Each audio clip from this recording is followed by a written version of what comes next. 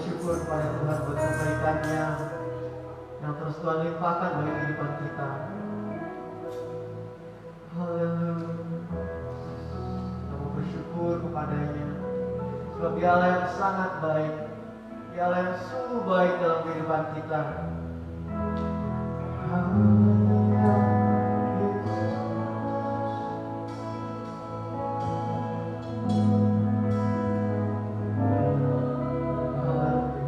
Mari segala-galanya kita katakan Bapa.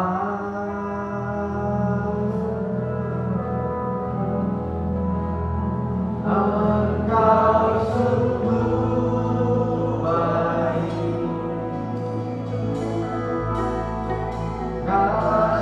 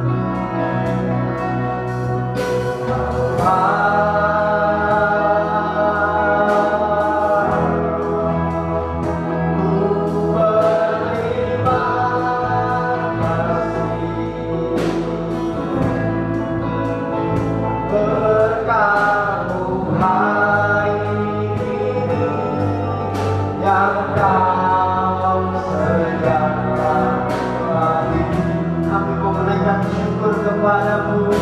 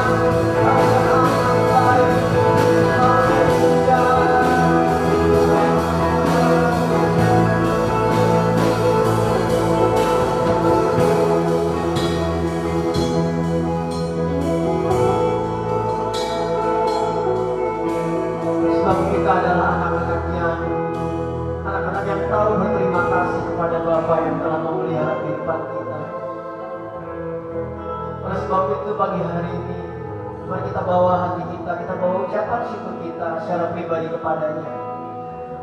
Naikkan syukurmu, naikkan sembahmu, naikkan pujianmu kepadanya.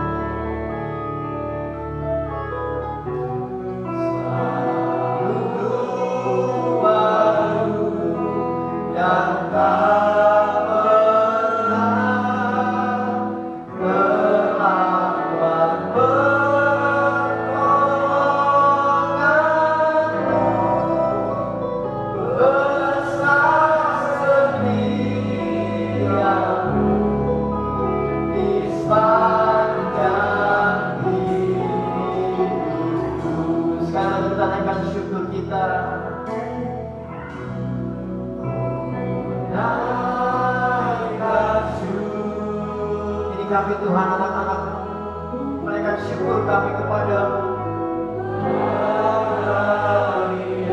Sebab kami adalah anak-anak yang tahu berterima kasih kepada Bapaknya.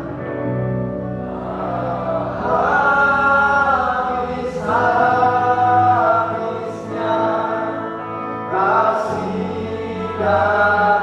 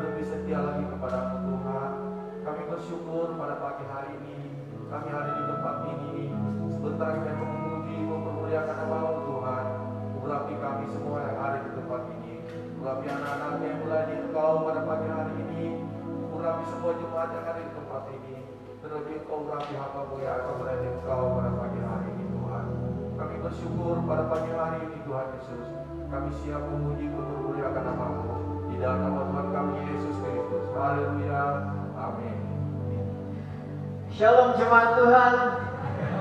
Haleluya, walaupun keadaannya mendung ya, cuacanya mendung, tapi saya percaya kita terus berapi-api untuk memuji Tuhan. Amin. Ya, sambil saya bilang semua bangkit berdiri, bisa mungkin lambaikan tangan karena senyumnya gak kelihatan ya, kepada kanan kirinya, depan belakang. Kita mau memuji Tuhan, kita mau katakan betapa baiknya Tuhan itu. Haleluya.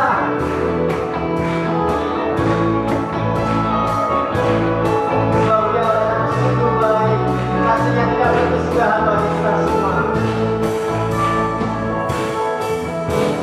Betapa baiknya Engkau Tuhan, kasih-Mu tiada kesudahan. Betapa menyenangkan Yesus, jiwaku diselamatkan. Betapa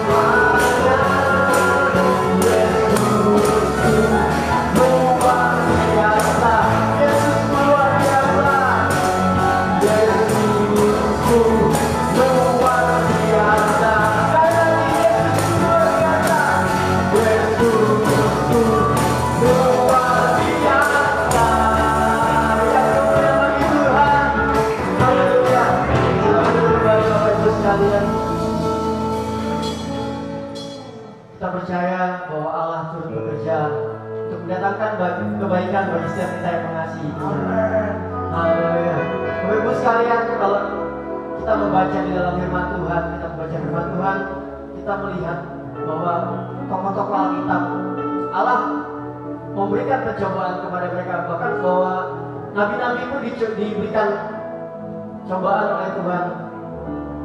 Ada bahkan sampai rasul-rasul yang mungkin mati dengan jadi martir untuk membela nama Tuhan. Tapi tentunya kita sebagai umat Tuhan saat ini tidak mengalami hal itu. Mungkin nanti akan ada yang mengalaminya, tapi kita tidak mengalaminya. Semua itu terjadi Bapak Ibu sekalian, baik sakit penyakit, baik masalah yang terjadi, itu semua untuk memurnikan iman kita. Tuhan punya rencana yang indah bagi kehidupan setiap kita. Pagi hari ini kita percaya bahwa pencobaan-pencobaan yang kita alami tidak melebihi dari kekuatan kita. Saya percaya bahwa Tuhan akan memberikan terus kekuatan kepada kita untuk mengatasinya, untuk melewati segala berbagai macam percobaan bersama dengan Tuhan. Oleh sebab itu pagi hari ini kita mau katakan kepada Tuhan, semua baik. Apa yang Tuhan kerjakan dalam kehidupan kita, semua itu mendatangkan kebaikan bagi kita. Pagi hari ini sehingga akan membawa kita ke dalam pujian ini. Semua baik.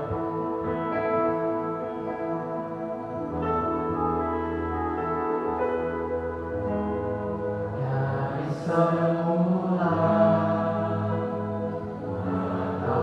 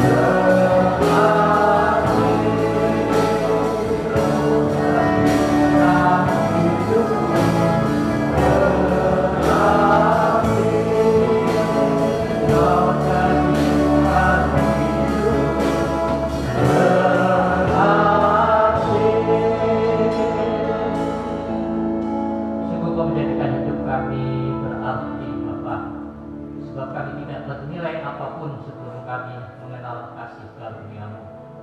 Hanya oleh karena kekarya kematian Yesus Kristus atas kami, dan oleh permandian kembali, oleh kelahiran kembali oleh Roh-Mu, kami menjadi anak-anak-Mu Tuhan. Itulah yang membuat hidup kami berarti. Kami ada untuk tujuan-Mu, kami ada untuk rencana-Mu, dan kami semua adalah milik-Mu. Dan sungguh kami terus mengenal kasih karunia-Mu, kehendak-Mu dalam hidup kami, menjalani hari kami dalam kasih karunia-Mu dan pimpinan, menyertai Roh atas hidup kami, memperbaharui kami menjadi manusia baru yang terus diperbarui sampai pada hidup yang kekal. Kami semuanya, dimanapun kami berada saat ini, setiap kami mendengarkan kebenaran firman, Roh Kudus bawa kami untuk naik ke tinggi lagi. Kami bersyukur kepada Tuhan. Terpujilah nama Yesus. Kami bersyukur dalam kasih Tuhan. Di dalam nama Tuhan Yesus Kristus, Roh-Mu akan menolong kami memahami setiap kehendak-Mu dalam hidup kami, bertumbuh semakin hari menjadi semakin serupa dengan Yesus Kristus Tuhan kami. Kami bersyukur pada Roh Kudus bekerja dalam pengurapan turun ke setiap kami, dengan sambil kita menyampaikan isi hati pada setiap kami, pribadi kami mendengarkannya. Masing-masing kami akan dilawati, diurapi dan diperbarui oleh-Mu. Dalam nama Tuhan kami Yesus Kristus. Haleluya. Amin. Haleluya. Lega udah ngomong di dalam itu. Napasnya kebetulan. Puji Tuhan. Salam sejahtera di dalam kasih Tuhan kita Yesus Kristus. Nah ini kok turun semua, saya sudah bilang saya tetap aja di situ. Ya. Pemain musiknya di situ saja, yang kemana-mana. Oh. Iyo, itu pemain musik harus standby, kan di belakang situ. Jangan keluyuran kemana-mana. Nah, sudah dibilangi kemana turun semua. Yang mau ke toilet dulu, nanti naik lagi ke situ. Ya. Tuhan. Yuk, dengar-dengaran lah. Pagi ini saudara saya bangun pagi dengan satu kesegaran yang baru dan satu perasaan yang baru. Saya percaya yang Roh Kudus berikan kepada saya, bahwa mulai hari ini saya akan membawa kita kembali untuk memahami hal-hal yang sudah pernah kita pelajari bersama dari firman Tuhan. Tetapi saya percaya Roh Kudus ingin membawa kita untuk mungkin kembali mengulangi dari awal. Jadi setiap minggu mungkin kita akan, saya belum tahu apa ini, tapi saya percaya Roh Kudus sedang membawa kita untuk mengerti kehendak Allah, rencana Allah di dalam kehidupan kita masing-masing sebagai orang percaya. Saya bersyukur seperti yang saya katakan, bahwa saya bersyukur saudara melihat perubahan, melihat pertumbuhan, melihat perkembangan daripada kehidupan iman saudara masing-masing, kehidupan rohani saudara masing-masing. Ya seperti saya katakan beberapa waktu lalu, ada orang yang katakan bahwa gereja kita ini sangat sederhana. Ya. Semua gereja di kota sudah perhatikan, semua bagus-bagus. Cuma gereja kita ini yang secara tampak luar itu tidak memenuhi, tidak pernah disentuh oleh renovasi. Gereja kita dari awal berdiri sekitar 25 tahun lalu sampai hari ini gereja kita tetap fisiknya sama. Gereja lain ya, di mana-mana biar di gang-gang kecil itu gerejanya megah. Tapi sama seperti yang saya katakan kepada mereka bahwa saya lebih tertarik untuk membangun manusianya, karena itulah yang Tuhan inginkan di gereja ini. Sudah tahu apa nama gereja ini Ephphatha? Sudah tahu namanya ini Ephphatha kan? Ephphatha itu artinya tercelitlah, terbukalah. Itu saat Yesus menghadapi seorang anak yang menderita tuli dan bisu. Ya. Tuli dan bisu. Ya, gagap bisu ya. Nah, jadi saya tahu Tuhan inginkan setiap pribadi orang percaya itu pertama tidak menulikan telinganya terhadap firman Tuhan. Makanya saya tidak segan-segan untuk berkata, mungkin kata orang kasar omongan saya. Ya saya nggak peduli itu. Saya nggak peduli kalau saudara mau keluar dari gereja ini, saya nggak peduli. Entah orang punya duit atau enggak, saya nggak peduli. Ya, seperti saya katakan berapa kali ada orang-orang yang merasa punya uang di kota ini mau berjemaah di sini. Tapi mereka mau mencoba untuk mengatur pelayanannya. Jadi saya katakan saya nggak perlu uang. Saya perlu orang-orang yang mau tunduk taat pada otoritas dan mau untuk mencapai tujuan Tuhan dalam hidup. Kalau nggak mau, keluar saja. Saya nggak ada urusan. Ya. Kalau kita mau gereja ini penuh dengan orang, sudah lama gereja ini penuh dengan orang. Karena yang mau pindah sini puluhan orang sudah. Tapi sebelum mereka datang berbicara tentang hal-hal yang buruk tentang gereja mereka. Saya tidak mau menerima hal itu. Saya bilang pergi selesaikan dulu, pulang selesaikan. Kalau pendetamu nggak mau selesaikan, baru kembali ke sini. Saya menelpon pendetanya dan katakan ini orang-orang datang ke tempat saya.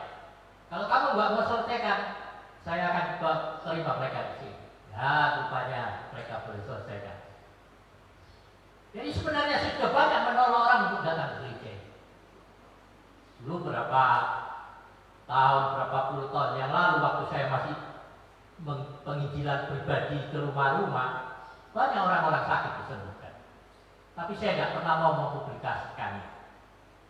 Kita di sini sudah banyak melihat orang kanker, orang tumor disembuhkan. Nah, tapi saya tidak pernah mempublikasikan. Kenapa? Karena itu bukan kemuliaan milik kita.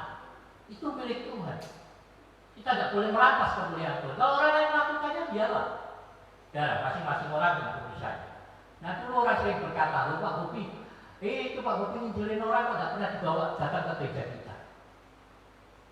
Saudara, kita bukan datang untuk bikin penuh ini. Kita mengajar orang untuk mereka mengenal kehendak Tuhan dalam hidup. Jadi kalau saudara tidak mau mencapai tujuan Tuhan dalam hidup saudara, itu terserah saudara.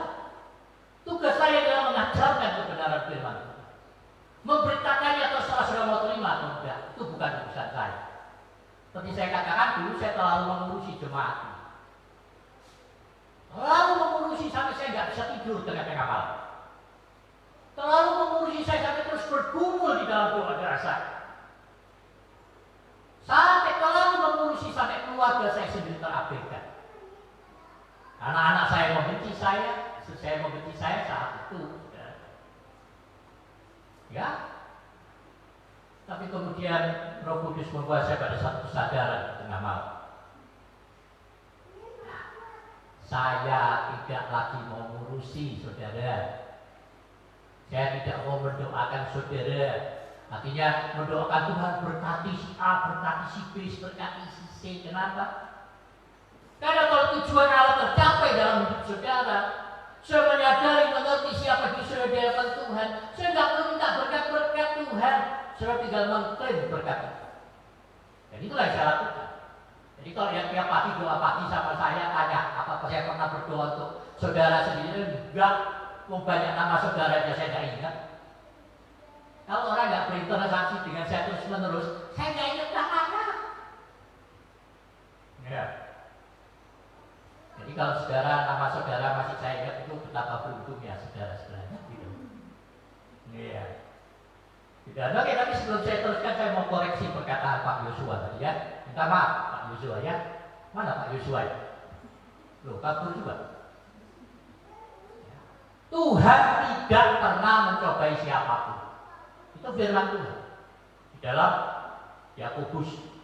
Ya, coba baca dulu lah, supaya kita itu jangan salah sama Tuhan ya. Yakobus, ya, di dalam ayat yang pasal 1 ya. Yakobus pasal 1 ayat 12 mulai ya.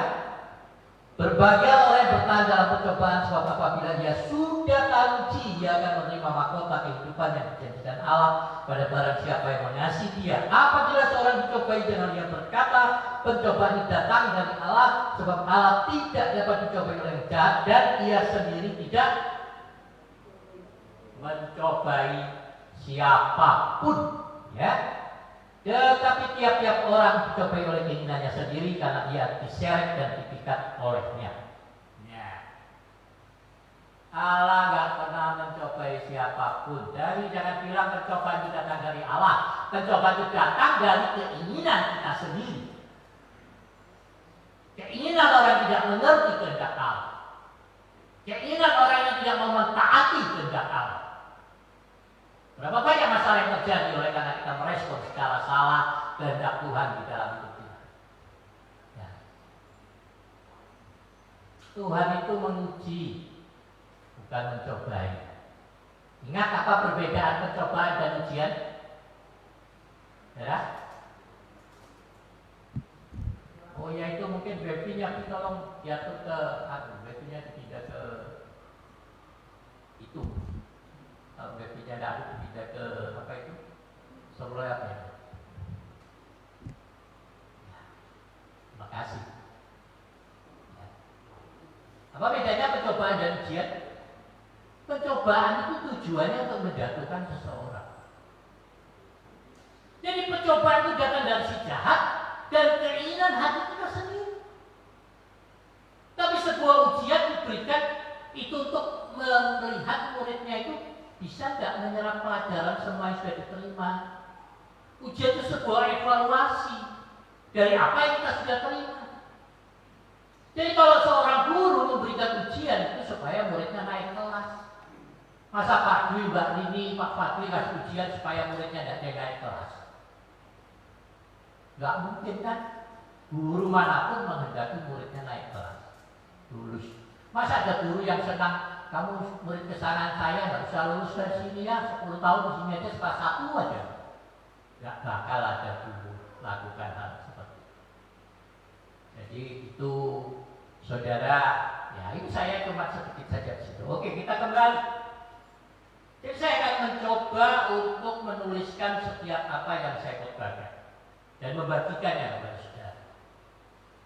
Karena saya ingin saudara kita memahami ini pelan-pelan ya. Jadi saya akan mengulang beberapa hal yang pernah. Nah ini selama ini kan khotbah sebenarnya tidak pernah beraturan, gitu ya. Kenapa? Ya saya bukan seorang pengajar yang bisa mengajar secara runut, ya. Tapi saya akan mencoba untuk membuatnya, karena saya percaya Roh Kudus berikan itu kepada saya. Ya, kadang orang nggak mengerti, saya nggak mengerti kalau saya terbangun di tengah malam begitu. Padahal kalau saya terbangun tengah malam, saya sudah bilang tidur, gitu ya, tidur begitu, gitu ya. Nah, kadang Roh itu berikan sesuatu di tengah malam. Saya kalau sudah terbangun di tengah malam, ya, maka apa yang Roh Kudus berikan, saya akan mencoba untuk menuliskannya. Sebab kalau tidak dituliskan, artinya sudah hilang. Jadi harus tuliskan itu di tengah-tengah malam. Ya.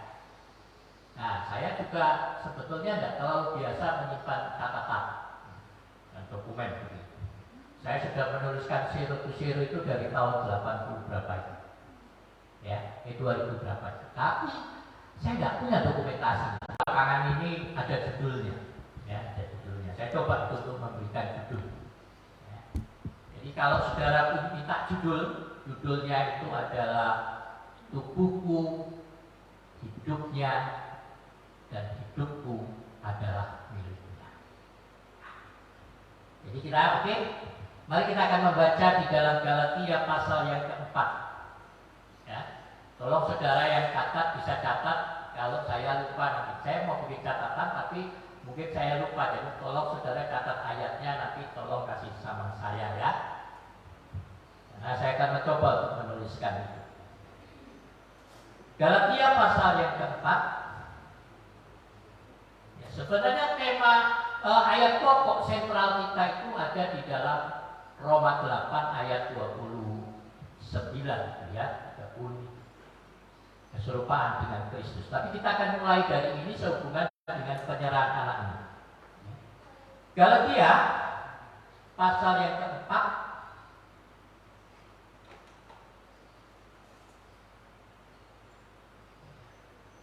Galatia pasal 4 ayat pertama sampai ayat yang ke 7 ya. Galatia pasal 4 ayat 1 sampai 7, judul berikutnya itu tak ada lagi perhambaan. Yang dimaksud ialah selama seorang ahli waris belum akil balik, sedikit pun ia tidak berbeda dengan seorang hamba, Sungguh pun ia adalah Tuhan dari segala sesuatu, tetapi ia berada di bawah perwalian dan pengawasan sampai pada saat yang telah ditentukan oleh Bapaknya. Demikian pula kita, selama kita belum akhir balik, kita takluk juga kepada roh-roh dunia. Tetapi setelah genap waktunya, maka Allah mengutus anaknya yang lahir dari seorang perempuan dan takluk kepada hukum Taurat. Ia diutus untuk menebus mereka yang takluk kepada hukum Taurat supaya kita diterima menjadi anak. Dan karena kamu adalah anak, maka Allah telah menyuruh anaknya ke dalam hati kita yang berseru, ya Aba, ya Bapa. Jadi kamu bukan lagi hamba, melainkan anak. Jikalau kamu anak, maka kamu juga adalah ahli waris oleh Allah. Ya, puji Tuhan. Nah, saya itu tidak pernah mencatat dan mempersiapkan khotbah. Makanya kalau saudara itu saudara catat, karena saya tidak pernah mempersiapkan ayat dan tidak pernah mempersiapkan khotbah. Makanya Alkitab ini selalu ada di sini sepanjang hari, sepanjang tahun. Ya, jadi kalau dulu ada teman saya cerita, ya senior saya itu, dia mau khotbah, dia ke toilet, catatan khotbahnya dibaca oleh gembala, terus disampaikan berapa pokok. Wah, dia nggak mau khotbah tersinggung. Dia begitu tahu disampaikan, dia langsung turun, dia tinggalkan itu ibadah. Sudah. Kenapa? Catatan khotbahnya dilihat orang. Kalau saya tidak pernah mencatat dan tidak pernah mempersiapkan, jadi mau ngintip apanya kali aja di sini. Ya, bukannya saya sombong begitu, bukan. Seperti saya katakan, saya itu orangnya sebetulnya aslinya saya itu bodoh sekali. Saya sulit untuk mengingat sesuatu, sulit untuk berpikir lebih dari 5 menit, sulit. Ya, dulu di sekolah ini cap bodoh. Waktu reuni 35 tahun nggak ketemu teman-teman saya di TP, di rumah makan Suki, ya, orangnya ramai dari jauh sudah terlihat. Saya heran, tidak ada satupun wajah yang saya ingat, tidak ada satupun nama yang saya ingat, tapi mereka semua bisa tahu saya itu. Ya. Jadi mereka langsung ada satu yang berteriak, kamu kopi yang dulu goblok itu ya, yang lain selalu satu dari belakang.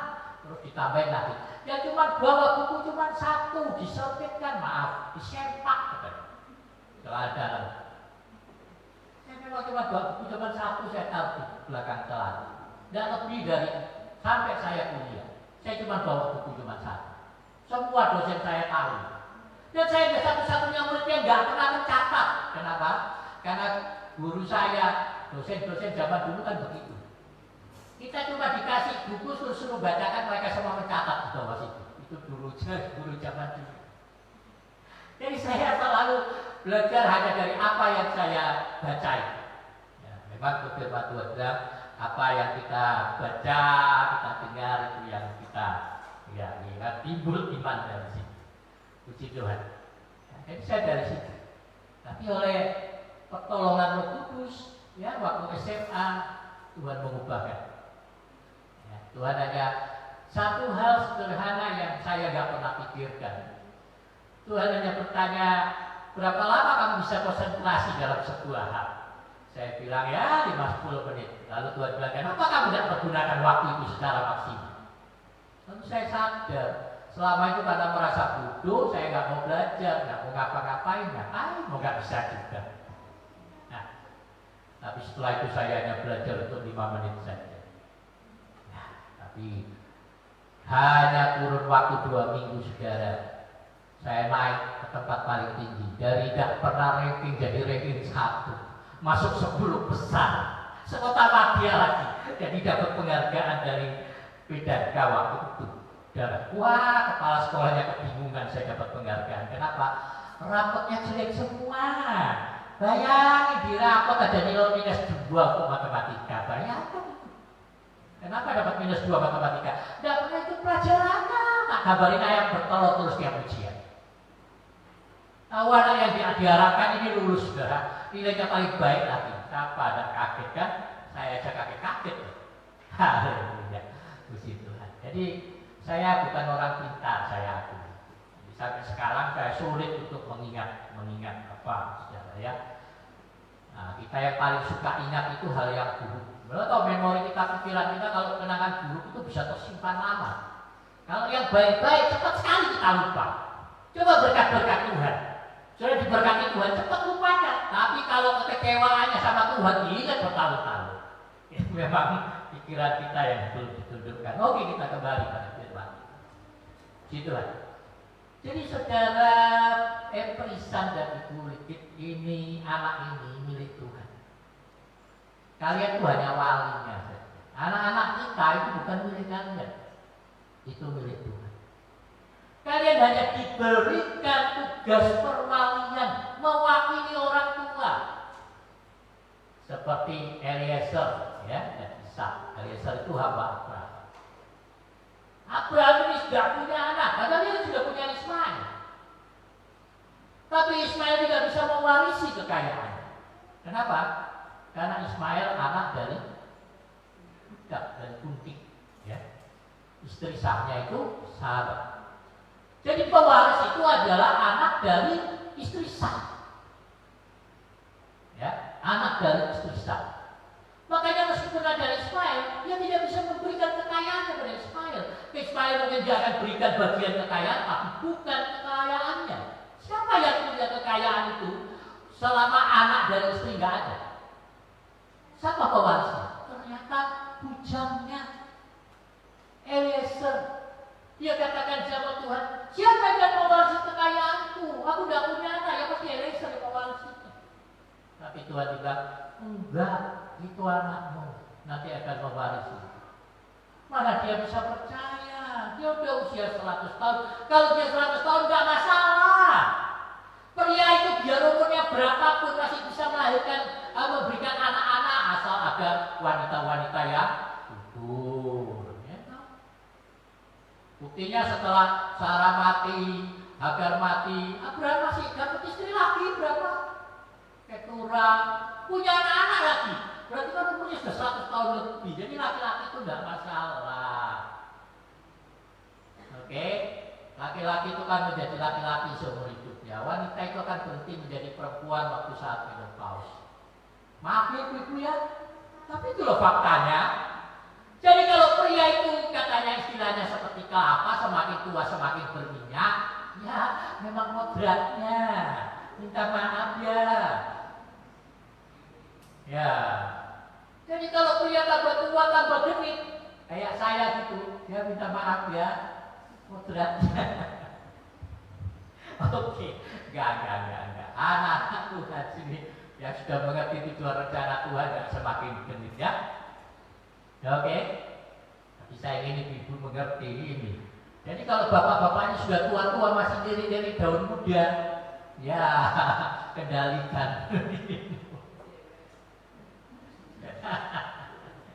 Haleluya. Ya, ini kita itu jujur saja dengan dalam ini, oke? Puji Tuhan. Nah, jadi Abraham merasa lah ini masalahnya kenapa bukan Abraham tapi pada Sarai. Sarai 90 tahun dan sudah mati haid, sudah menopause. Sudah menopause, minta maaf karena anak, ya. Tapi ini kan pelajaran biologi ya, sudah tidak menghasilkan sel telur lagi. Ya kan? Tidak mungkin bisa melahirkan seorang anak. Jadi logis ketika Abraham berpikir Eliezer lah yang akan menjadi pewaris dari kekayaan. Jadi orang tua ini adalah wali dari anak-anak yang Tuhan titipkan bagi orang tua. Ingat ini, saya harap setiap orang tua mengingatnya. Jadi jangan anggap itu anak milikmu sampai dewasa masih diatur, jodohnya diatur. Nah, mengatur jodoh itu sih tidak masalah. Jodohkan dari kecil pun tidak masalah. Yang penting ketika dewasa anak-anak bisa jatuh cinta pada jodohnya. Jangan dipaksa-paksa lalu sampai kemudian terjadilah kawin lari, ya kan? Nah, sekarang sudah tidak kawin, sudah tidak pakai lari-lari lagi, naik Grab. Ya. Nah, apa sih tugas perwalian? Mempersiapkan anak ini, menjaganya, melindunginya, mempersiapkan semua apa yang dibutuhkan, mendidiknya, memberikan sarana-sarana untuk dia bertumbuh berkembang dalam hidupnya. sampai pada waktu dia akhir belajar. Artinya sampai dia pada waktu dewasa bisa menerima tugas dan tanggung jawabnya sendiri. Saat itulah selesai perwalian. Kita punya orang tua ini punya tugas untuk membimbing, mendidik kita anak menjadi dewasa. Nanti sampai anak ini siap untuk menyerahkan imannya secara pribadi kepada Yesus. Tugas tanggung jawab orang tua juga orang tua, ya sampai anak menikah. Anak menikah punya rumah tangganya sendiri, urusannya sendiri. Orang tua tidak boleh ikut campur urusan rumah tangga anak. Memberi saran, memberi nasihat boleh, tapi jangan campur urusan rumah tangga anak. Saya nggak mau campur urusan rumah tangga anak saya. Saya nggak campuri bagaimana cara mendidik anak-anak mereka. Kita hanya memberikan saran-saran. Ketika kita saya mau tegur cucu, mau atau istrinya bagaimana, kalau kita mau kasih saran ya sampaikan kepada suaminya. Suami yang bicara sama istri, jangan orang tua yang ikut bicara. Nanti malah urusannya repot. Ya.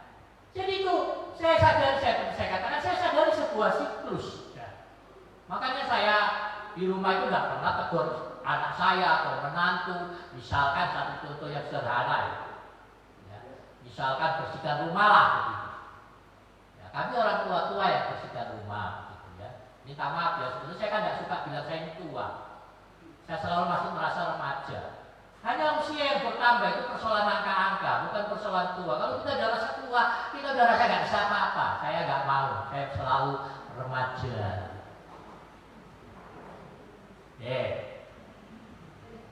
Ya, itu hanya soal angka.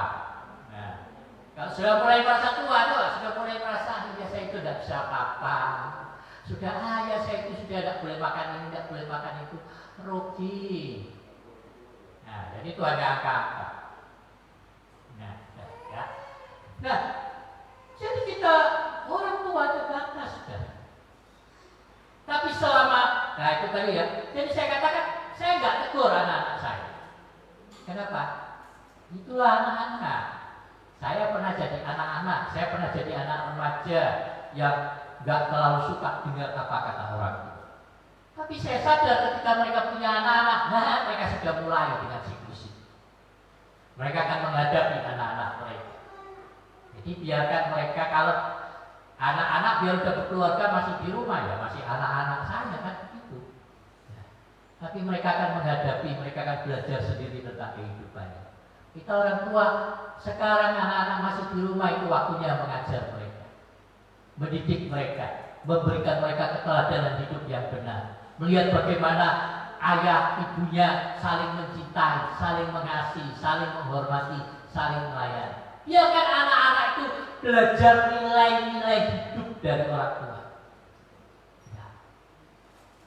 Kadang orang tua bukan memberikan nilai-nilai hidup, tapi memberikan teori-teori. Itu sebabnya kenapa banyak anak tidak menginginkan kehidupan seperti orang tuanya. Karena mereka hanya menerima teori-teori, tapi tidak melihat nilai-nilai hidup itu dipraktekkan oleh kedua orang. Makanya berapa banyak anak pendeta yang mau jadi pendeta, atau anak-anak pendeta yang hidupnya tidak mencerminkan kehidupan keluarga mereka. Karena orang tuanya yang mengajarkan teori-teori kehidupan, tapi tidak pernah membiarkan nilai-nilai itu bertumbuh di dalam hidup mereka. Saya nggak salahkan. Kenapa? Karena saya pernah melakukan kebodohan seperti itu. Dulu anak saya sangat membenci saya. Sangat membenci saya. Ya. Tapi saya tidak bisa, saya tidak bisa marah pada mereka begitu. Kenapa? Karena itu kesalahan saya. Suatu kali ini, ya anak saya itu tidak dia tahu. Dia marah, membanting pintu di depan saya, lalu dia bilang, saya mau patah mati hari ini. Coba kalau orang tua dengar perkataan saya. Ya, saya kalau dengar perkataan itu marah gak? Saya nggak marah, saya terpukul. Saya lari keluar, saya keluar, saya ke belakang itu, ke kebun. Saya berlutut di bawah pohon seperti yang biasa saya lakukan ketika saya terpuruk. Saya berkata pada Tuhan, sudah selesai Tuhan. Saya nggak bisa jadi hamba Tuhan lagi. Saya nggak bisa menjadi teladan untuk orang lain. Anak saya nggak bisa jadi teladan. Saya berhenti jadi hamba. Saya akan kerja saja. Saya akan tinggalkan pelayanan. Saya selalu katakan itu pada anak saya. Kalau saya sendiri tidak bisa menjadi teladan untuk keluarga saya, tidak jadi contoh yang benar, saya akan keluar tinggalkan pelayanan. Saya akan serahkan kepada orang lain. Saya selalu bilang juga kan di sini, ngomong aja sama saya nggak apa-apa. Nah, kalau saudara tidak mendapati saya jadi gembala, saya akan serahkan. Hati saya nggak terikat di sini. Hati saya terikat di sana, kan di sini. Tapi untungnya selama ini saudara baik-baik semua. Ya, ada satu yang menegur saya, mengkoreksi saya berterima baik. Tapi nggak pernah ada yang bilang, oh sudah bosan, oh pergi saja. Nah, nggak ada. Yang ada malah ada yang membela saya, ada yang macam-macam nanti tak panah orangnya. Haleluya, terima kasih. Jangan mana-mana orangnya, bikin sate saja enak. Haleluya. Gitu kan ya. Jadi saya keluar situ, saya berdoa begitu, tapi Tuhan berkata dengan lembutnya, Tuhan katakan apa? Ya, kamu kepala keluarga, kamu yang menjadi wali mereka. Ya. Kita tidak bisa mengubahkan orang dengan doa. Kau boleh berdoa jengket balik, kau tidak akan bisa mengubahkan orang dengan doa. Kau bisa mengubahkan mereka dengan keteladanan. Itulah yang Tuhan katakan kepada saya. Kalau engkau berubah, mereka akan mengikuti perubahan. Hanya ketika setiap pribadi kita berhubungan dengan siapapun yang menimbulkan masalah dalam hidup kita, saat kau berubah, mereka akan mengikuti perubahan. Tapi kebanyakan kita berdoa supaya Tuhan mengubah orang, kita sendiri tidak mau mengambil waktu kesempatan untuk berubah. Bagaimana kita akan mengubah orang lain? Dan perubahan itu tidak ada yang terjadi secara instan. Makanya selalu saya katakan sadar. Ya. Dan sebenarnya tidak ada dari kita, siapapun dari kita ini yang betul-betul punya hak untuk merasa memiliki seseorang. Entah itu istri, suami, anak-anak, orang tua, atau siapa. Kenapa? Karena masing-masing dari kita adalah milik Yesus. Bertanggung jawab kepada Yesus secara pribadi. Tapi tentu di satu sisi yang lain kita ini makhluk sosial. Kita terikat di dunia ini dengan hubungan ayah, anak, suami, istri, saudara, teman, rekan. Dan siapapun dari kita, kalau kita merasa memiliki seseorang, kita selalu berpikir untuk kebahagiaannya. Sebenarnya enggak. Kita selalu berpikir untuk kebahagiaan kita sendiri. Kadang kita berpikir untuk kebahagiaan. Tapi sebenarnya kalau kita mau jujur, kita itu tidak pernah berpikir untuk kebahagiaan orang lain. Kita berpikir untuk kebahagiaan kita sendiri. Maka kita memberikan standar nilai kepada orang lain. Maka ketika orang itu memenuhi standar nilai yang kita tetapkan, kita akan senang. Kita akan berbahagia. Kita pikir dia bahagia, padahal belum tentu dia bahagia. Jadi saya akan marah ketika istri anak saya tidak memenuhi standar yang saya beri. Dan waktu itu saya banyak berdoa. Tapi saya tidak pernah merasa mendapati mereka memenuhi standar. Dan setiap kali kita menetapkan sebuah standar untuk seseorang, maka percayalah ketika standar itu terpenuhi, aku akan memiliki standar lagi. Aku akan menaikkan standar itu sampai mereka tidak bisa mencapai. Dan percayalah, engkau tidak akan berbahagia. Jadi bagaimana? Jadi ingat yang pertama, kita ini adalah wali bagi masing-masing orang yang Tuhan tempatkan. Jadi mari berikan dirimu sendiri untuk bertanggung jawab kepada yang memberikan mandat, yang memberikan tanggung jawab itu di dalam. Siapa yang berikan tanggung jawab? Pemilik agung kehidupan, Yesus Kristus Tuhan. Bapa. Nama Yesus itu kan nama Bapa sendiri. Dalam Yohanes 17 katakan, namamu Bapa yang telah kau berikan kepadaku supaya aku memperkenalkannya kepada dunia. Jadi tidak usah bingung-bingung dengan nama Yehova, Yahweh, El Shaddai, Elion, Emuna, Elroy, apapun. Tuhan Yesus secara sederhana sudah katakan pada murid-muridnya, pada kita, mulai sekarang berdoalah di dalam nama Yesus. Cukup. Kita itu seringkali banyak orang samakan Allah kita, Yahweh, Yehova, Elohim itu dengan manusia. Kalau tidak dipanggil dengan namanya, dia akan tersinggung katanya. Teman saya dia pendeta bilang gitu. Kamu mau nggak Bob kalau kamu dipanggil dengan nama lain? Yo mau, lu kok mau? Satu contoh aja loh, teman-teman saya itu panggil saya Skubidu. Mosok ganteng gini panggil Skubidu. Apa saya tersinggung? Enggak tuh. Kenapa saya nggak tersinggung? Atau kalau saya pulang ke kampung saya di Surabaya, di pertemuan sana, pertemuan gerakan sana, orang tua-tua yang kenal sama saya, mereka panggil saya dengan panggilan kecil, mereka panggilan kesayangan saya, mereka untuk saya. Mereka panggil saya apa? Nonong. Tahu Nonong? Nih batuknya nih lo ke depan, ini namanya Nonong. Jadi mereka panggil saya Nonong. Nonong, ini Nong. Nong, ini Nong, kalau permen Nong. Langsung datang. Boleh ada makanan? Nong, ini Nong, kalau makanan Nong. Wih, langsung datang. Saya itu dulu rakus loh. Ketuk saya agak lumayan gendut. Minta maaf, dia sudah ditolak, saya masih pegang piring untuk makan. Nah itu dulu saya. Ya. Kenapa saya menyaut kalau mereka panggil? Karena saya punya hubungan dengan mereka. Ya kan? Kayak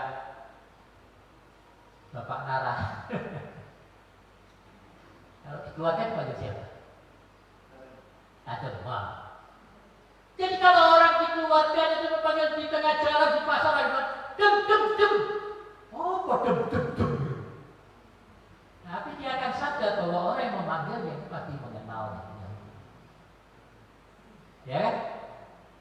Ya, kita punya nama-nama lain di keluarga kita, di kampung kita. Tapi jelas orang yang memanggil kita punya hubungannya. Makanya pada waktu anak-anak Sekewa itu mencoba untuk mengusir setan di dalam nama Yesus, di dalam nama Paulus, setannya itu malah merusakkan mereka.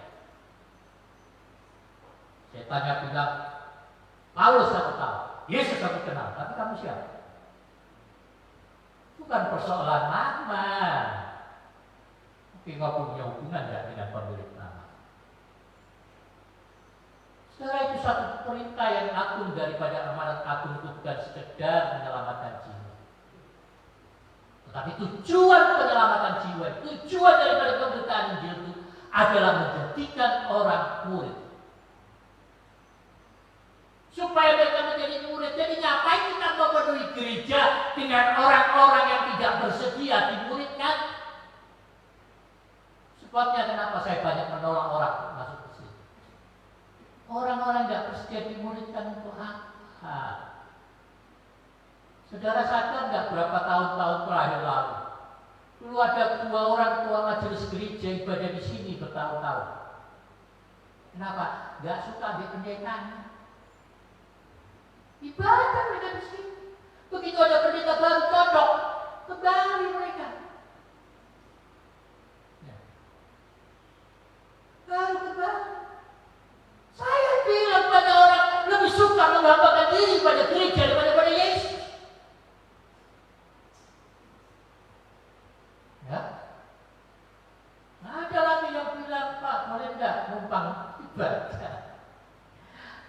simpatisan. Masa sama Yesus ada simpatisan? Emang pakai politik ada simpatisannya? Saya bilang kok numpang ibadah, itu rumah Tuhan, rumahmu, numpang ibadah. Kalau saya yang tersinggung itu tidak masalah. Kalau yang punya rumah tersinggung, repot urusannya. Nah kan, saya bilang kok numpang, ngawur aja. Nah, saya pernah marah-marah gitu, jatuh aja dan kata itu. Ini milik Tuhan, rumah Tuhan, saya rumah Tuhan, saya berat marah. Ya.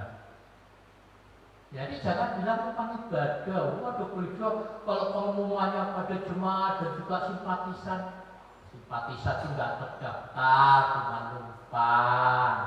Simpatisan merasa bukan memiliki. Jadi kalau ada persembahan nggak mau ikut, ya, nggak kembalikan perpuluhannya. Oh bukan, cuma numpang kok. Tapi herannya sudah ada orang berpuluh-puluh tahun masih merasa numpang juga. Heran saya. Tapi seperti saya bilang, saya nggak peduli kalau sudah tidak kembalikan perpuluhan. Saya bukan hidup dari situ, saya hidup dari kemurahan kita. Ya, istri saya itu suka ngomong, jangan ngomong soal duit tuh, nggak enak orang. Saya nggak peduli. Saya nggak butuh duit orang. Tuhan yang memelihara saya kok. Nah, saudara kalau tahu pengeluaran saya tiap bulan sudah akan terkejut. Banyak orang kita tiap bulan. Saya dulu suka hitung-hitung berapa masuk berapa keluar. Lalu saya terkejut. Kenapa terkejut? Karena keluarnya ternyata selalu lebih banyak daripada masuknya. Saya sampai heran-heran sendiri. Dari mana terpenuhinya? Mana yang saya lupa catat? Tapi selalu Tuhan punya cara untuk memelihara. Nah, kalau saudara mengerti tujuan Tuhan dalam hidup saudara melakukan pendidikan, hidup itu enak loh saudara. Enak. Istri saya tanya loh, dia minta uang sama saya pernah bilang enggak. Biarpun uangnya belum ada pun saya bilang enggak. Kalau dulu saya selalu bilang sama dia, nanti dulu untuk pekerjaan Tuhan, nanti dulu untuk pekerjaan Tuhan. Anak saya minta nanti dulu untuk pekerjaan Tuhan. Akhirnya istri anak saya enggak bahagia. Ya. Saya mulai dengan kesibukannya, minta beli freezer, dia jualan pempek, laris loh dia. Catering, dia buka catering. Kemarin tuh saya waktu jual basah tuh saya lupa, Pak, ibunya nggak buka catering lagi kan? Udah lama kok enggak. Kenapa masaknya enak loh, kalau kasih tahu ya kalau ibu buka catering lagi, ya? Masa saya mau suruh istri saya susah-susah kerja begitu? Mau aja itu ratu saya itu. Nggak mau saya capek. Sekarang, lah dulu, ya, siap. Ya. Saya selalu begitu untuk Tuhan dulu, untuk Tuhan dulu. Saya pikir saya menomorsatukan Tuhan. Tapi ternyata saya salah. Saat Tuhan menegur saya, kamu bukan melayani aku. Kamu bukan menomorsatukan aku. Lalu saya bilang, jadi siapa yang saya layani selama? Kamu melayani ibumu. Terus standar. Kita nggak puas. Harusnya beginilah pelayanan, harusnya begitu. Anak istri kita harusnya begini begitu. Tuhan itu saudara, saya kasih tahu, sebenarnya nggak pernah peduli dengan hasil. Kenapa? Karena yang membuat kita berhasil itu Tuhan sendiri. Tuhan yang bisa menyempurnakan pekerjaan kita. Tuhan yang bisa menyempurnakan pelayanan kita. Tuhan yang bisa memberkati hidup kita. Kalau engkau kerja siang malam, banting tulang, ganti pagi jadi malam, malam jadi pagi, engkau pikir kau bisa dapatkan berkat dari situ, keliru. Mungkin kau dapatkan gaji, kau dapatkan keuntungan, tapi itu hanya sekedar jadi rezeki, bukan berkat. Kenapa? Kau tidak bisa nikmati. Banyak orang bekerja untuk pundi-pundi yang berlobang. Kau kira tidak kembalikan perpuluhan itu tidak berdampak ke dalam kita? Dampak. Coba hitung-hitungan. Kalau sudah ada kebalikan perpuluhan, hitung-hitunglah dalam hidupmu. Berapa banyak uang, dan uang itu percayalah jauh lebih besar dari total perpuluhan yang semua kembalikan. Jauh lebih besar. Ya, kasih tahu. Tapi sudah tidak mau kembalikan, bukan urusan saya. Saya bilang sih, bukan urusan saya. Yang rugi saudara sendiri, bukan saya. Dan saya tidak pedulikan. Itu banyak pendeta juga seperti itu. Berapa hari saya ngatur perpuluhan pendeta sekapit. Masa pendetanya perpuluhannya bolong setahun alasan corona? Saya bilang, lah kamu bisa makan itu apa? Tidak ada berkat Tuhan. Bila bisa tidak ada berkat Tuhan, tidak ada perpuluhannya setahun, bagaimana kamu mengajar pada jemaat? Kan aneh. Tapi jangan juga sudah bilang, lah pendeta itu kayak gitu, apalagi saya. Nah, kalau kok mau contoh yang buruk, ambil itu yang baik. Kalau saudara mau naik level lebih tinggi, dengan bergaul dengan orang di bawah level saudara, bergaul dengan orang di atas level saudara. Ya. Tapi cari yang baik di sana, jangan cari yang buruk. Kenapa orang kita ini, orang Indonesia itu susah kaya? Ya. Kalau orang di luar sana sudah punya duit lebih, baru mereka pakai uang untuk senang-senang. Kalau orang Indonesia belum kaya, sudah terus senang-senang. Nggak tahu itu uang perusahaannya atau uangnya dia. Dulu adik saya itu kerja tidak bisa pisahkan mana pasifah mana aktif. Saya bilang adik saya, saudara saya, kamu kalau kerja kamu berusaha sendiri, kamu harus menggaji dirimu sendiri. Tidak boleh ambil lebih dari gaji. Sejak 1 sampai sekarang mereka menggaji. Jadi jangan orang lain dikasih gaji, dia saya pimpinannya tidak perlu gaji. Lalu ambil nggak tahu itu mana uang siapa. Makanya perusahaan tidak berkembang. Nah. Dulu adik saya, saudara saya ngomong, kamu pendeta mau ngerti apa? Ngerti apa? Saya kerja di mana? Saya pernah bekerja di mana? Ya, pendidikan saya, ya kan? Orang kan tidak tahu saya pendeta kan. Sekarang ini aja, saudara sedikit menyombongkan diri, saya jadi mentor sebuah perusahaan di Surabaya. Ya, iya loh. Sampai tengah malam dia biasa minta saran ke perusahaan. Ya, tapi gratis kok, gimana? Ya, nah, artinya begini. Artinya nggak semua orang kita pikir dengan memandang orang sekilas begitu. Setiap kita kan belajar. Saya ini orang sebetulnya suka membaca. Ya. Saya ini sekarang membaca terus, membaca, ya bari membaca.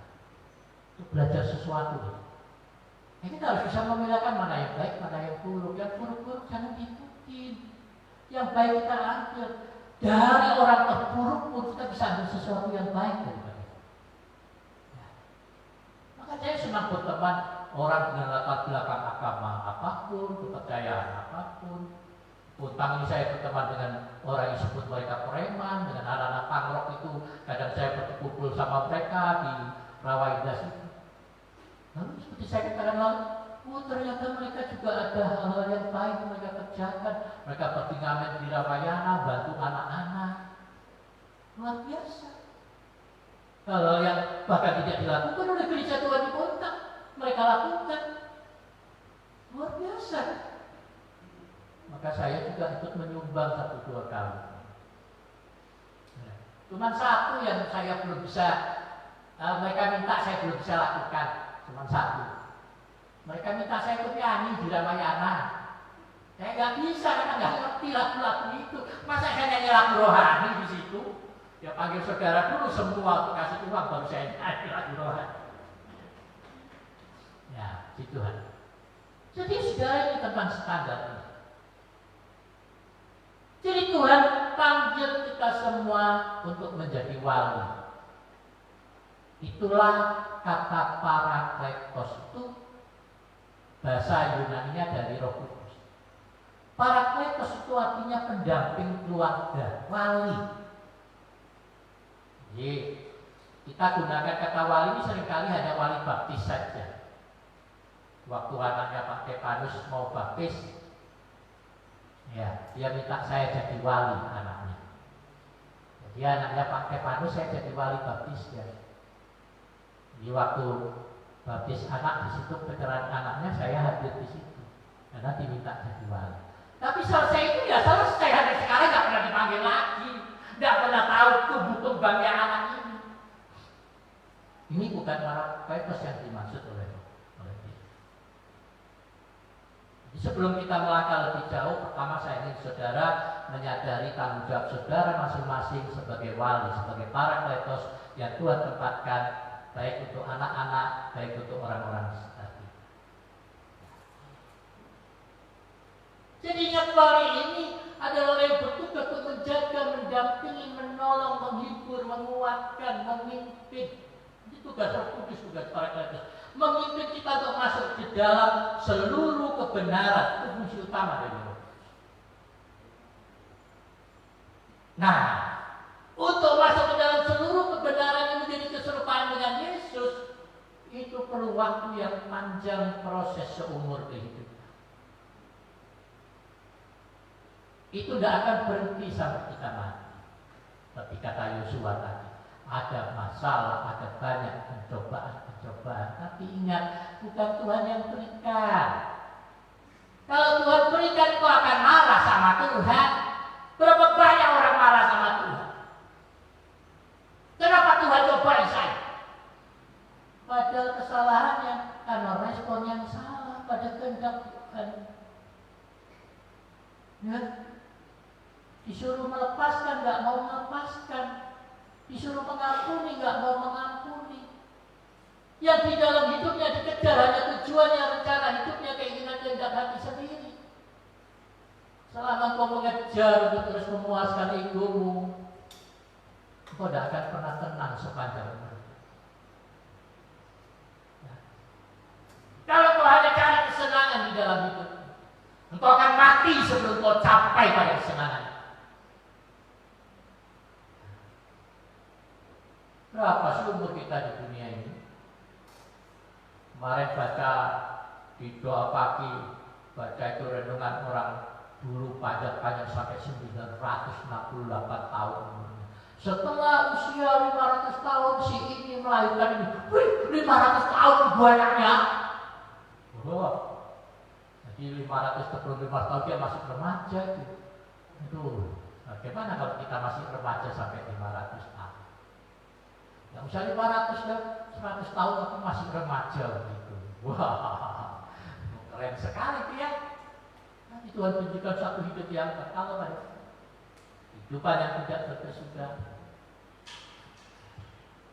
Jadi untuk kehidupan seperti itu, dengan kehidupan yang kita punya sekarang itu, firman Tuhan katakan kehidupan kita ini seperti uap, seperti rumput yang hari ini ada dan besok dibuang ke dalam api. Seperti saya bilang, cepat betul minggu ini. Kayaknya baru kemarin, kalau saya nggak disadarkan bahwa setiap pagi ada Pak Anton di hadapan saya dan Pak Richard, saya nggak sadar ada hari-hari itu. Karena begitu lu kok minggu lagi, lu kok bahasa lagi. Cepatnya hari ini berlalu. Lalu apa yang kita mau bawa ke sana?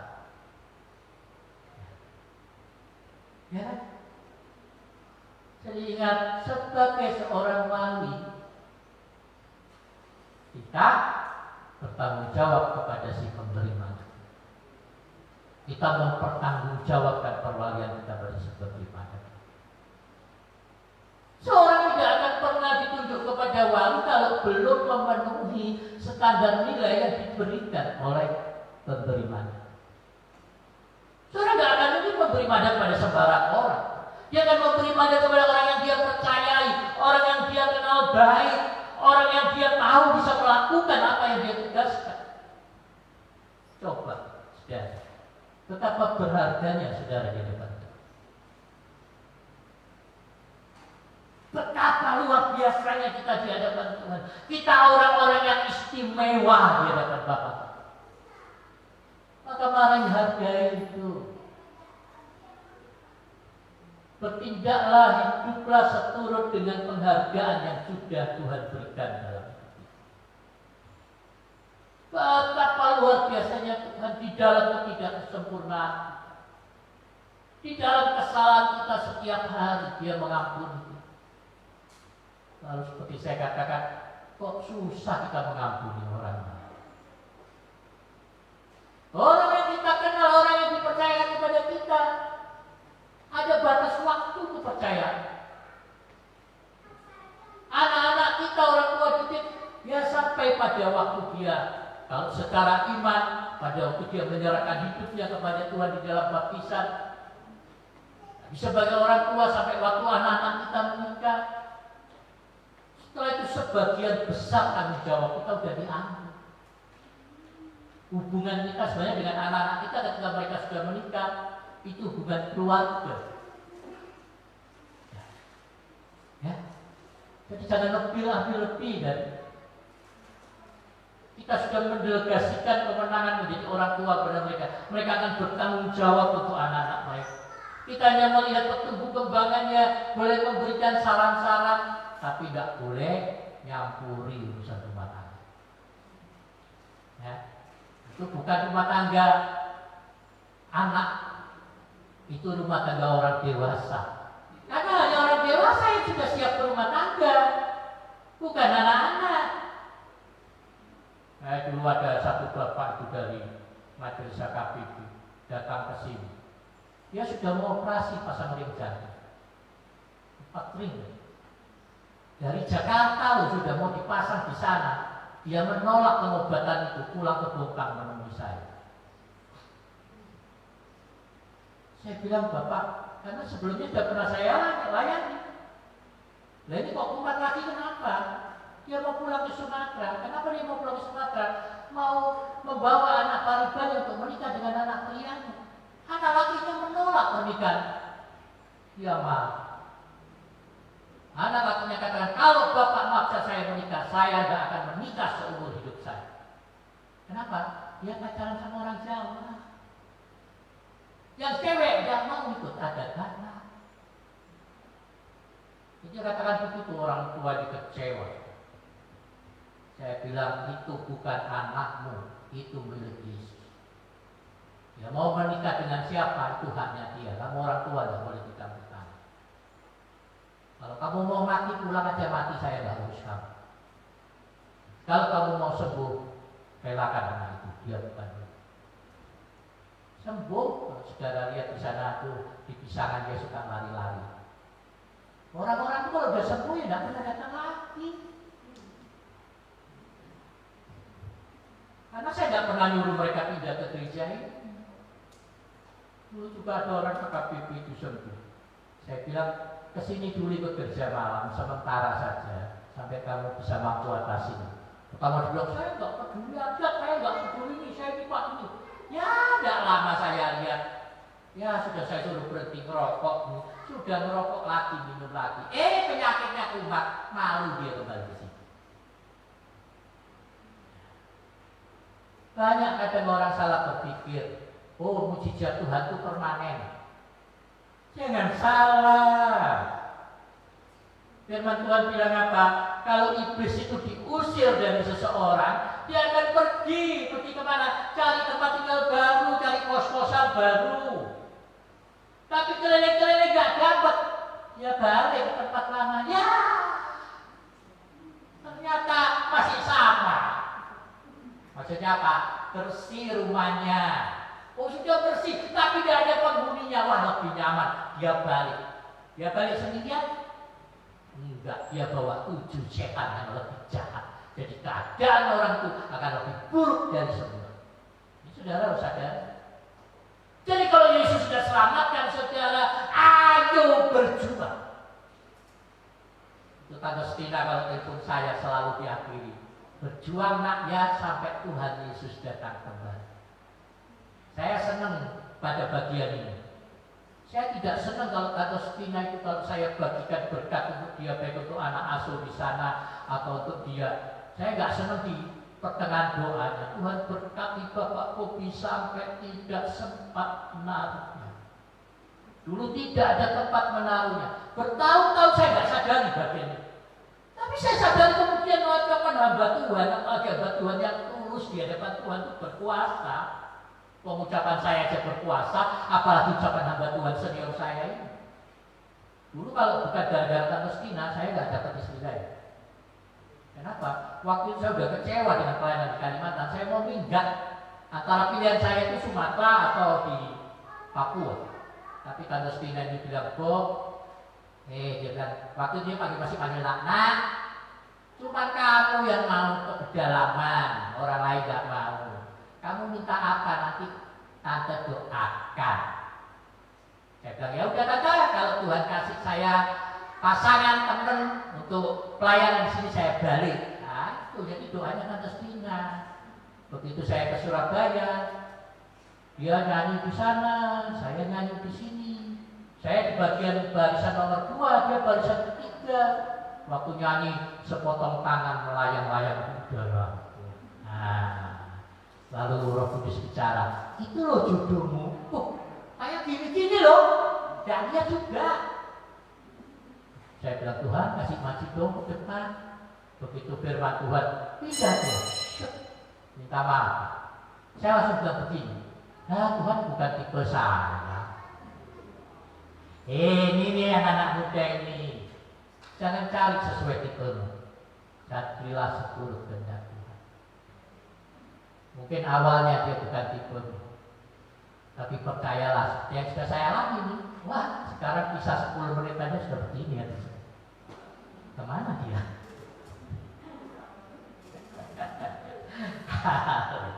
Lu serius saya dengan itu. Artinya tidak ada pria sempurna, wanita sempurna di luar pernikahan. Pernikahanlah akan menyempurnakan seorang pria atau seorang wanita. Nah, jadi kalau sudah dijodohkan di dalam sebuah pernikahan, jangan cari yang lain, kau akan mendapatkan yang lebih tidak sempurna lagi. Ya, nah, jadi kembalilah pada pasangan hidup yang Tuhan sudah berikan. Nah, si Tuhan di Surabaya itu dia sudah putuskan bercerai dengan suami. Saya bilang tahan tunggu, minggat sudah bertahun-tahun nggak balik. Terus dia bilang, saya kasih batas lagi 3 tahun lagi. Udahlah, terserah masih 3 tahun. Gitu. Nah, jadi itulah yang terjadi sudah. Ya. Jadi masing-masing kita bertanggung jawab kepada si penerima.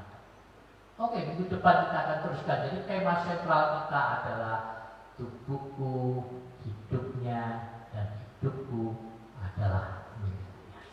Ya, Tuhan Yesus memberkati kita. Mari kita akan bangkit berdiri di depan Tuhan. Mari saya minta untuk kedua orang tua boleh maju ke depan.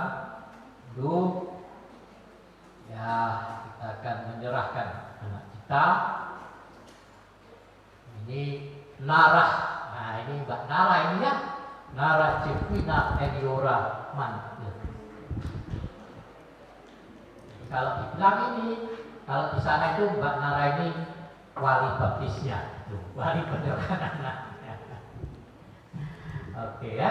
Tanpa tanggal lahir Samaria 3 September 2020, putri kedua dari Bapak Ifrisan dan Ibu Meliati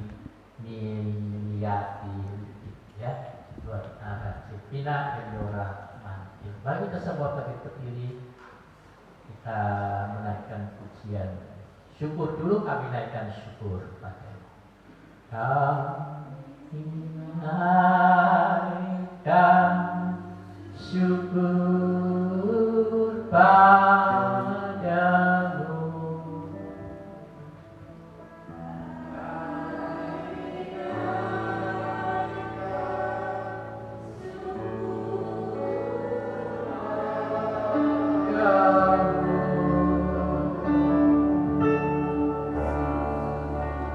Syukur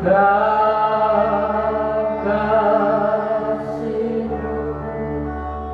yang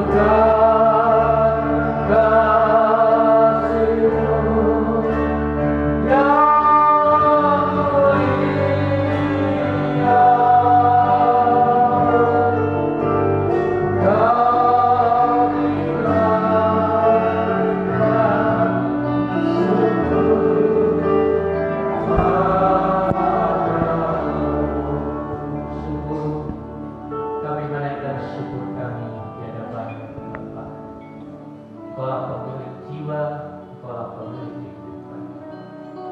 Engkau jugalah yang mengaruniakan anak Lara Jepina Triora Mantu bagi kedua orang tua, bagi Bapak Lisan dan Ibu Miriam. Mereka adalah wali orang Kointus yang sudah Tuhan percayakan untuk memelihara, merawat, mendidik, membimbing, dan memberikan keteladanan hidup yang benar bagi anak Lara Jepina Triora Mantu. Anak ini milikmu Bapa, tapi mereka Kau percayakan pada mereka berdua. Oleh sebabnya Bapa, kami menyerahkan anak ini di dalam tangan Tuhan. Menjadi sebuah persembahan yang hidup kudus dan berkenan di hadapan Tuhan. Anak ini milikmu Bapa. Maka kami mohonkan kepadamu di dalam nama Bapa, Putra dan Roh Kudus, di dalam nama Tuhan Yesus Kristus, mulai hari ini Bapa, anak yang akan dibawa pengawasan, pelindungan dan pimpinan Roh. Anak yang akan dibawa pengawasan, penjagaan daripada malaikat-malaikat Tuhan.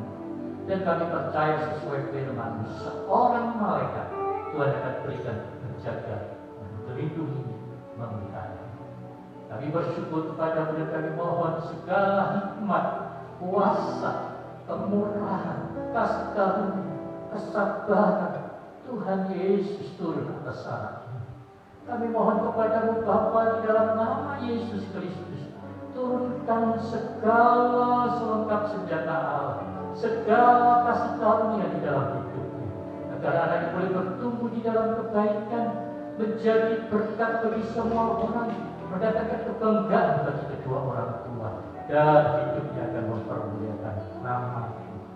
Segala kuasa-kuasa kutuk dari nenek moyangnya, segala kuasa kutuk apapun Tuhan yang turun dari nenek moyangnya, melalui ayah dan ibunya, di dalam nama Yesus, oleh hari ini kami putuskan atasnya, kami batalkan di dalam nama Yesus Kristus, karena anak ini adalah milik-Mu Bapa. Terima kasih Bapa, terpujilah akan nama-Mu, dan di dalam nama Bapa, Putra dan Roh Kudus, dalam nama Yesus, turunkan hikmat, akal budi, kekuatan, kebaikan, kemurahan Tuhan bagi kedua orang tuanya, dan orang tuanya terus bertumbuh di dalam kasih karunia Tuhan, saling mengasihi, saling melayani, saling mengampuni. Mari Tuhan tolong terus anak-anak mereka, semua keluarga, sanak saudara, orang tua, semua ada di dalam lindungan kuasa kasih Tuhan.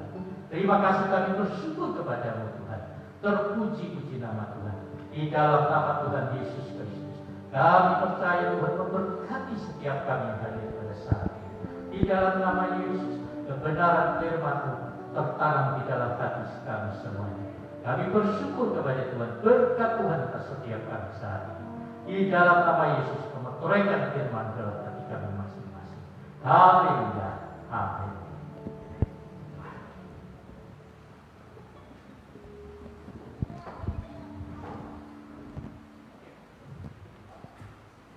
Tuhan, terima kasih atas nama Tuhan Yesus Kristus sebagai kepala gereja. Kembali kita mengucap syukur kepada Tuhan kita di pagi hari ini. Puji Tuhan, saudara. Sekali lagi kita akan kumpulkan diakonia Natal ya. Nanti laporannya kan saya berikan di WA Group. Untuk saudara yang belum masuk di WA Group, boleh berikan nomor HP-nya juga. Ya, nanti juga untuk catatan khotbah itu akan saya berikan juga lewat WA Group ya.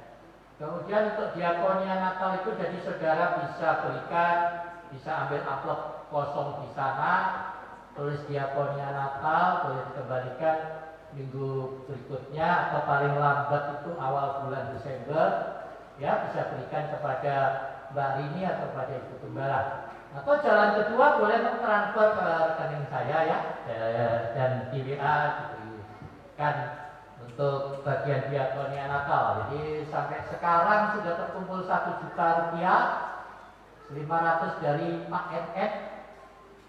Nah, NN ya, 500 dari kas pria, kaum pria ya. Jadi ada 1 juta untuk satu sementara ini. Jadi tahun ini saya katakan kita tidak mengundang mereka, kemungkinan kami yang akan ke sana untuk menyerahkan ya.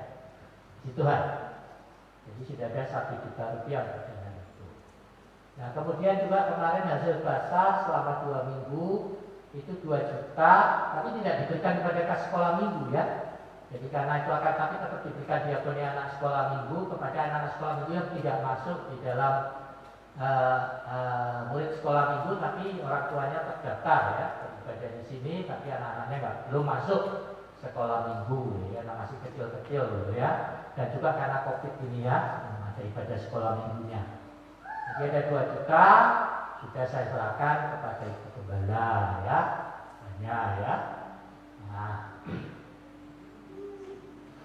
Kemudian ya berikutnya apa lagi ya? Ya sudah nggak ada kayaknya ya ibadah. Jadi kita juga masih akan bikin dasar minggu depan ya untuk diakonia hamba-hamba Tuhan ini. Karena rencana saya kita juga akan berikan kepada gereja-gereja desa di sekitar kita ya. Jadi ada dari bukan dari organisasi kita, maksudnya dari BPDI yang di desa-desa itu ya, beberapa tempat itu kita akan berikan. Puji Tuhan, baik, terima kasih. Ibadah kita sepekannya di malam ibadah kedua pukul 7 malam. Kemudian hari Rabu ini kaum pria pukul 7:30. Kaum pria masih latihan pujiannya. Lagunya bisa dilihat di grup kaum pria. Ya, ada lagu pujian di sana pakai bahasa Mandarin. Nah, jadi bisa dipelajari di sana. Jadi kalau saudara tidak datang, bisa dipelajari dulu di sana ya. Tapi perlu latihan sama-sama untuk mensinkronkan suaranya tentunya ya. Kemudian hari Kamis doa Tuhan dan musik pukul 7 malam. Hari Minggu 15 November WL Kumatina, Sina Saudari Petra, Saudari Joyce, Bulingling, Kolektan, Dua Ruti, Pujiati, penerima tamu, Bapak dan Ibu. Di Tuhan, itu aja ya. Oke, mari kita akan menabur bagi pekerjaan Tuhan. Kolektan minggu ini Bapak Ibu dan Bapak Isa.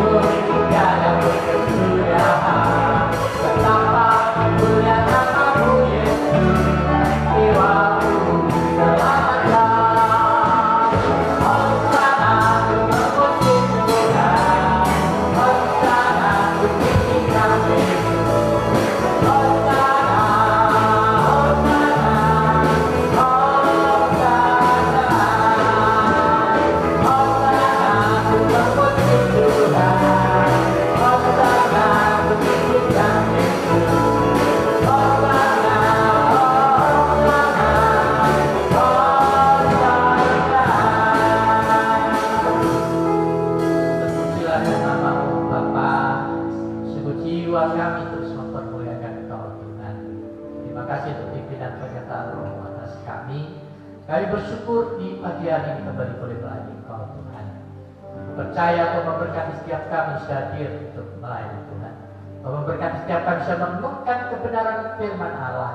Tuhan memberkati setiap kami bisa menabur bagi pekerjaan Tuhan. Tuhan juga akan memberkati dan memakai setiap kami bisa mengembalikan persekutuan bagi Tuhan. Maka di setiap usaha pekerjaan rumah tangga dan setiap pribadi dengan pakar api Roh Kudus-Mu. Kami mohon malaikat-malaikat Tuhan mengawali melayani kami. Dan kuat kuasa darah Yesus Kristus mengusir hidup kami pribadi lepas pribadi. Memperlengkapi kami kembali dengan perlengkapan senjata Allah, ketemu keselamatan, baju cira keadilan, ketinggalan kebenaran. Kasut berkelelan ditekan hijau dan sejahtera Allah. Berisi iman untuk mematahkan panah api dari sejahat dan pedang roh yaitu kebenaran firman Allah. Ajak kami untuk memahami betapa panjang dalam lebar luas dan tingginya kasih Kristus, sehingga kami boleh bertumbuh, berakar, dan berbuah-buah bagi kemuliaan Allah Bapa di surga. Dan marilah Bapak Ibu saudara-saudariku, sebentar nanti setelah usianya, seluruh rakyat negara ibadah kita kembali kita akan berpisah satu dengan yang lain untuk melanjutkan karya hidup kita bagi kemuliaan Yesus Kristus Tuhan. Dan sekarang terimalah terlebih dahulu segala berkat, kecintaan kasih sayang dan kemurahan pada Allah Bapa di surga, pertolongan dan sejahtera dan kasih karunia dari Tuhan kita Yesus Kristus, serta persekutuan Roh Kudus-Nya akan memimpin kita untuk masuk ke dalam seluruh kebenaran, bertumbuh dalam kepenuhan Kristus, menjadi dewasa dalam pengenalan akan Allah kita, sampai kita semua pribadi lepas pribadi boleh menjadi serupa dengan Tuhan kita Yesus Kristus dan mempersiapkan diri kita untuk dapat menjadi mempelai kudus-Nya. Haleluya. Amin. Terima kasih Tuhan.